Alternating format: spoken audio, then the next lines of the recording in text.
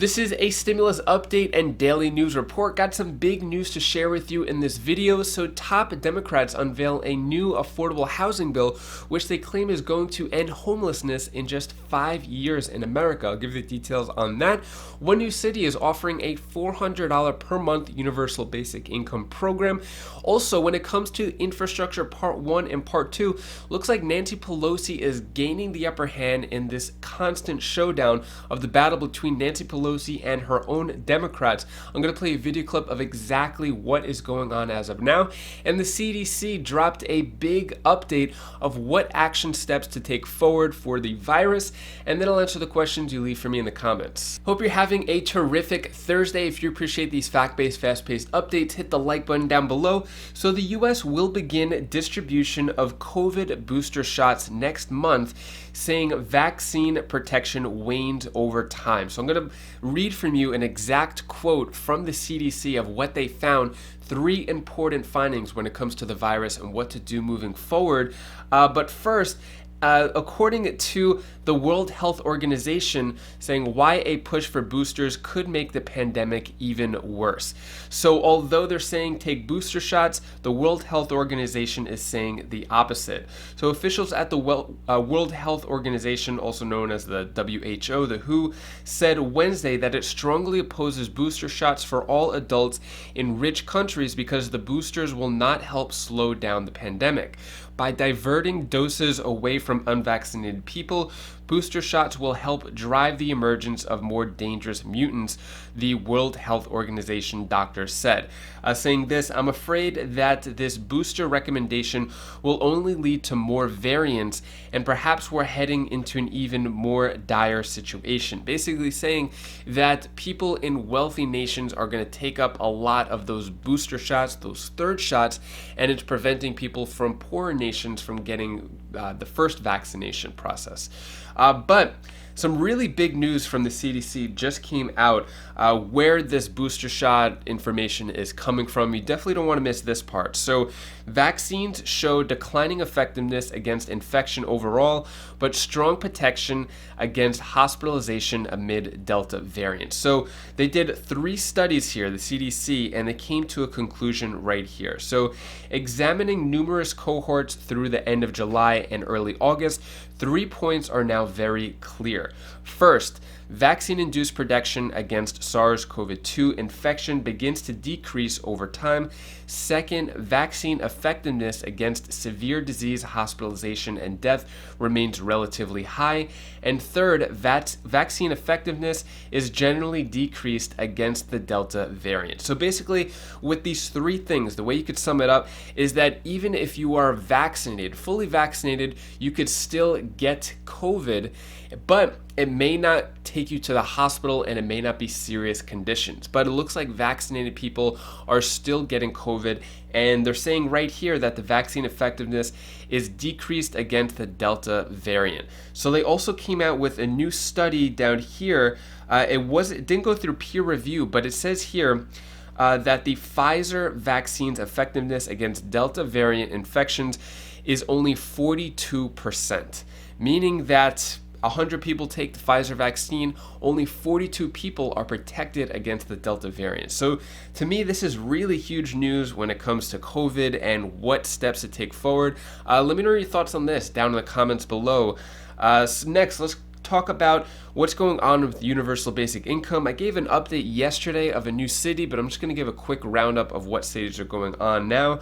So universal basic income, California moves to be the first state to fund pilot efforts. So we're going to start to see a lot more cities and counties in California that are going to have the $500 to $1,000 per month programs.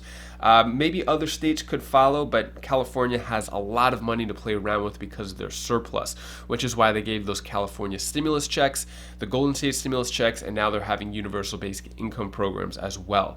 So in other cities that are doing this, guaranteed basic income program moves forward in Alexandria, Virginia. So it's going to be 150 residents are going to get $500 per month for an entire year in Virginia. Then in Tacoma, Washington, they open up applications for the Universal Basic Income Pilot Program. It's going to be $500 a month. And I believe this one is going to be for 110 people every month for a year.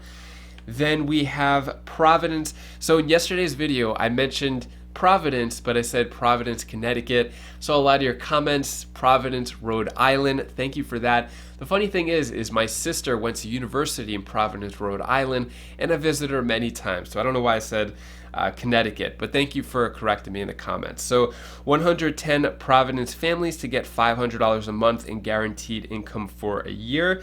So wanted to clarify, Providence, Rhode Island, not Providence, Connecticut. Also, the newest one, Santa Fe just agreed to send some parents $400 per month, and New Mexico could take it statewide. So what's happening here is New Mexico is considering implementing statewide universal basic income program in addition to California. So California is doing it statewide. First, Santa Fe is testing out $400 monthly stipend to 100 residents. If successful, the state could follow suit. California recently implemented the nation's largest targeted monthly payment program. So all these are part of the Mayors for a Guaranteed Income program. So if you see your city on this map, most likely they're going to have a guaranteed income program, income pilot program, meaning it could be $400, $500, sometimes up to $1,000 per month. And if you do see your city on here, I would look into the programs and see if you could apply for it if it's not already in motion yet. But this is definitely a big growing movement. What are Republicans saying about this? So Marco Rubio saying that the Biden's new child allowance is the first step toward a universal basic income. So by basically saying child allowance, it's kind of a condescending term for the child tax credit. He's not in agreement of the child tax credit, but people are getting the child tax credit regardless. Either they get in a lump sum, but with the new plan, what's going on now is they're just getting it earlier. They're getting it 6 months. It's an advanced tax credit, kind of like stimulus checks. They're just getting it a little earlier, and it's on a monthly basis. I think they could probably do that with other tax credits if they pay it early and on a monthly basis. That could probably help out a lot of people too. Let me know your thoughts on that.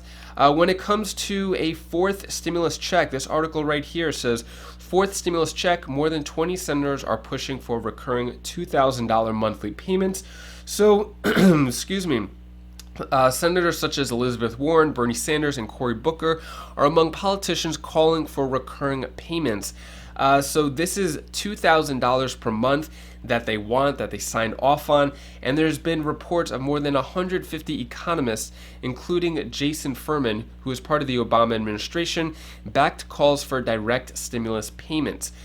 So it looks like that the call is there, but it's just not enough. In order to move the needle, there needs to be a bigger push, louder voices, and more important people calling for it. At this time, there really isn't much push, or it's not, a fourth stimulus check is not in there yet.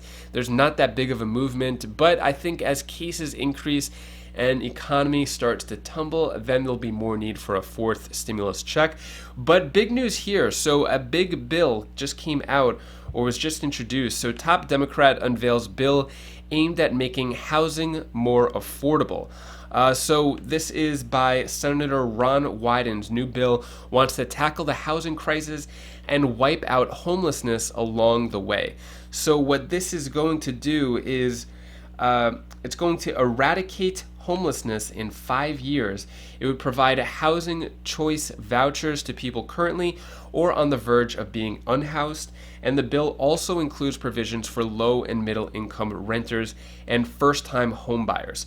So they put all the information down at the bottom here. So basically what it's saying is the mechanism for ending homelessness would come from a housing choice voucher, which people who are currently unhoused or on the verge of being unhoused would access through a variety of agencies and organizations. That voucher will cover rent for over 30% of their income.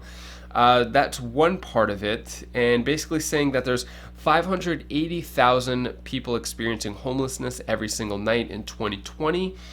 And then it's probably more than that. That's just probably what they have on record. Then what it says here, let me find that one part. Okay, yeah. So also it's going to include a refundable $15,000 first-time buyer tax credit, which phases out for those earning $100,000 individually or $200,000 jointly. So this is that $15,000 first-time homebuyer credit that we've spoken about, that we thought was going to potentially be in the American Families Plan, that Part 2 human infrastruccture. A lot of senators were calling for that, but unfortunately did not make it in there. So with this bill, it would be the first-time homebuyer credit would be in there, as well as vouchers for renting. So I'll keep you updated on that. As of now, basically the whole news cycle is about Afghanistan, and a lot of people are still talking about Afghanistan. In terms of this bill moving forward, probably not going to happen until September after they decide the budget, but I'll keep you updated on that.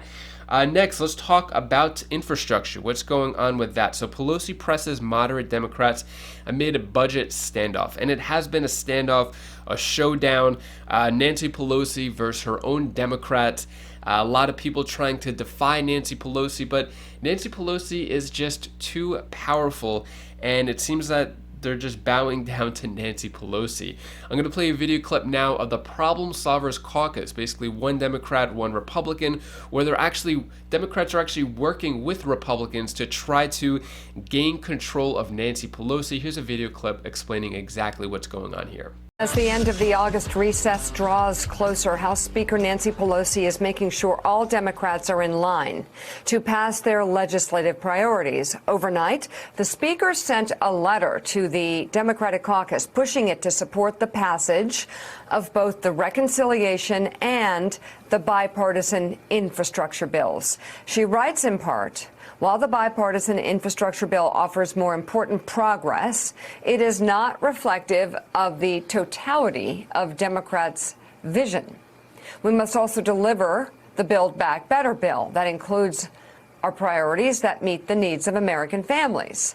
The Speaker is trying to balance the wishes of both factions of the Democratic Party. Progressives have said for months that they are not willing to vote on the bipartisan infrastructure bill until the $3.5 trillion reconciliation package is done. Moderates say the opposite. That's a problem. Joining us now, Democratic Congressman Josh Gottheimer of New Jersey and Republican Congressman Brian Fitzpatrick of Pennsylvania. They are co-chairs of the House Problem Solvers Caucus. Also with us is former senior advisor for the House Oversight and Government Reform Committee, Kurt Bardella. He is now an advisor to the DCCC. So, Josh, I'll start with you. How do you solve the problem of getting these Democrats to get in line so these both can be passed? Good morning. Thanks for having me. I think the actual solution is pretty simple here. We vote first on this historic bipartisan infrastructure package, get it done. And as you know, it's out of the Senate now. It's supported by not just 19 Republicans, but by labor and by the Chamber of Commerce. It's a great once-in-a-century opportunity to move forward here. And we should do what the Senate did, was vote first on infrastructure and then move immediately to begin considering reconciliation. And we could get the votes together for that. It's what we should do next week and show the great momentum that the country needs, that we can actually govern together, that we can address, we've got in Jersey, third worst roads in the country, a third of our bridges are unsafe. We've got great ability here to fight climate change through this package. So let's just get it done, move it forward, and immediately move to reconciliation, just like the Senate. Congressman Fitzpatrick, there's been so much talk about infrastructure, so much talk about different pieces of legislation. I think it's fair to say the American people are sort of lost in this swamp of what might happen, what might not happen. So how do you see this playing out, and what's the end result for the people in your district? What's going to happen here? Yeah, thanks for having us. Exactly what Josh just said. We have a bipartisan, bicameral bill that is supported by the White House. It got 69 votes in the Senate. The AFL-CIO supports it. The U.S. Chamber of Commerce supports it. The Business Roundtable supports it. You don't see this every day, believe me, particularly in this climate. So as Josh said, why not accept this win for the country? The country's starving for a bipartisan victory. Our country's starving to see some major legislative product that we can come to the center, come together on as a country and get it done. What does it mean for our districts? It means broadband. It means water infrastructure. It means fortifying our ports, fortifying our airports, our increasing funding for transit and surface transportation. and a whole host of other things. It means jobs. It means national security when it comes to the electrical grid. It means protecting our environment with the water infrastructure. It means all these things. It's a victory waiting to be taken, and we should take it. What are your thoughts on that? Do you think anything is going to move forward? Is Nancy Pelosi going to get her way? Are the Democrats and Republicans in the Problem Solvers Caucus going to get their way? Let me know your thoughts on that. Next, I'm going to answer the questions you leave for me in the comments. Adriana Borkoy says, if my husband just got $7,500 on unemployment, did he get the taxes back? So the question here is when he paid taxes. Is that $7,500 was earned in 2020, then he would be eligible to have that $7,500 tax-free. If he paid his taxes before the new rule came out, then the IRS owes him a check. If he paid taxes after that IRS rule came out, then he is not owed a check. Next question. Maureen Simmons, no offense to families, but seniors need help also. How about some assistance to us? We have bills and expenses too, and most of us are on fixed income. I agree with you, totally agree. I think a lot of families are getting so much aid, a lot of monthly checks with the child tax credit, a lot of bills geared towards kids and families and helping them. But when it comes to seniors, people on disability, Social Security, retired, veterans, they're just completely left out of the loop. And I feel like there's not enough politicians standing up for that group of people. It's just they're kind of left to the side. Unfortunately, when it came to stimulus checks, they were last in line. You were last in line, and it's just a real big shame how they're being treated. Too short shorty. Also, I don't have rental, like I said. What about mortgage in Illinois? So yeah, if you're not renting and you have a mortgage and you want mortgage assistance, so for example with Illinois, I would look up Illinois State Housing Agency. Or whatever state you're in, typing State Housing Agency. There's $10 billion, which is still available for mortgage assistance, and you would go to your state housing agency online, contact them, and then you would fill out an application for the mortgage assistance. Anyways, that is all the stimulus news I have for you today. To hopefully brighten your day a bit, here's my daughter Bella's tip of the day. This is the tip of the day. I'm going to tell you one thing what you can feel. If you really want something, then be a survivor with some juice. Just kidding. Be a survivor and do whatever you want, because that when someone's here for you, you can always use some help. Anyways. Bye-bye. Thank you so much for watching. Appreciate your time. Thank you for all of your support in liking, commenting, viewing, subscribing. Really means a lot to me, and I'm happy that I could give you the news in an honest, fast way. So here's some more videos and pictures of going to the aquarium the other day. We took a lot of videos, and the girls absolutely loved it. So here's some more of that. And if you want to check out any of my other videos, you can click the link up here or click the link down here, and I'll see you in the next video. Take care, be safe. Thank you for watching.